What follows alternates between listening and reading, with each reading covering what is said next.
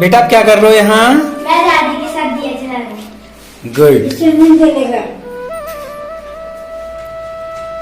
बोलो बजरंगबली महाराज की जय।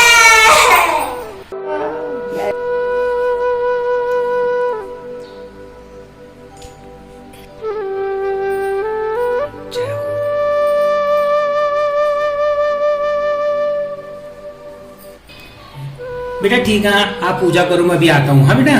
पापा रुको, आपसे 2 सवाल पूछने थे। 2 सवाल पूछने हैं? हाँ। पहला सवाल ये है कि भगवान कब जन्म लेते हैं? अच्छा, और दूसरा सवाल क्या है? और दूसरा सवाल ये है कि भगवान श्री कृष्ण के 8 भाई बहन हो गए थे, वो लास्ट में पैदा हुए, ऐसा क्यों? वो तो पहले भी पैदा हो सकते थे और कंस को मार सकते थे। गुड। अच्छा बेटा, लेकिन पहले ये बता कि तेरे दिमाग में ये सवाल आए कहाँ से? मैंने YouTube में शॉर्ट देखा, उसमें था। अच्छा, उसमें भगवान के बारे में आया होगा। चल मैं तुझे बताता हूँ, एक वीडियो दिखाता हूँ तेरे को, और उससे तू सब समझ जाएगा। ठीक है?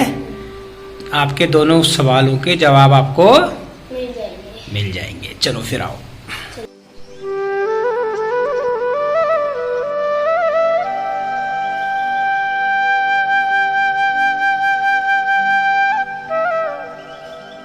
यदा यदा हि धर्मस्य ग्लानिर्भवति भारत अभ्युत्थानमधर्मस्य तदात्मानं सृजाम्यहम्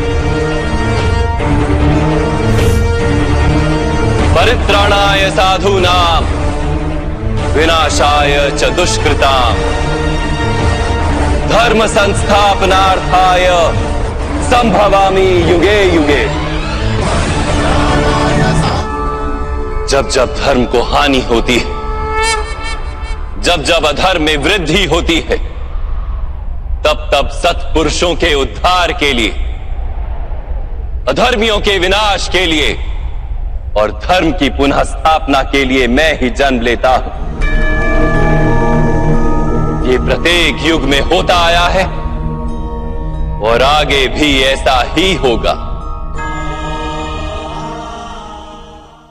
भगवान होते हुए भी श्री कृष्ण ने 14 वर्ष क्यों लगाए अपने माता पिता को आजाद कराने में? कंस को मारने के बाद भगवान श्री कृष्ण कारागृह में गए और वहां से माता देवकी तथा पिता वसुदेव को छुड़ाया। तब माता देवकी ने श्री कृष्ण से पूछा, बेटा तुम भगवान हो, फिर तुमने 14 साल तक कंस को मारने और हमें यहाँ से छुड़ाने की प्रतीक्षा क्यों की? भगवान श्री कृष्ण ने कहा, क्षमा करें आदरणीय माता जी, क्या आपने मुझे पिछले जन्म में 14 साल के लिए वनवास में नहीं भेजा था? माता देवकी आश्चर्यचकित हो गईं और फिर पूछा, बेटा कृष्ण यह कैसे संभव है?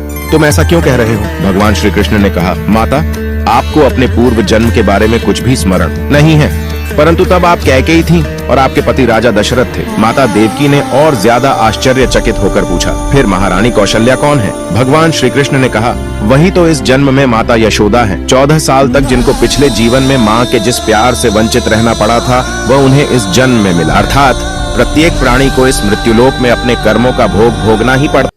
तो बेटा मैं आशा करता हूँ आपको आपके प्रश्नों के उत्तर मिल गए होंगे। आशा का मतलब? आशा मतलब कि I hope you understand your प्रश्न आंसर गिव यू। तो समझे बेटा?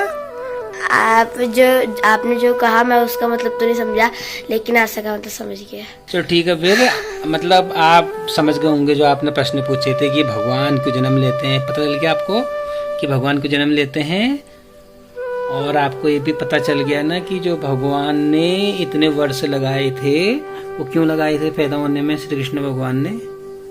ये भी मिल गई जानकारी। तो बोलो श्री कृष्ण कन्हैया लाल की जय। तो बोलो श्री कृष्ण कन्हैया लाल की जय। राधे राधे। राधे राधे। तो ठीक है फिर दोस्तों, अब हम करते हैं ब्लॉग की एंडिंग। अब हम आपको मिलेंगे किसी अगले ब्लॉग में कुछ नया लेकर। तब तक रखिए अपना ख्याल। बाय।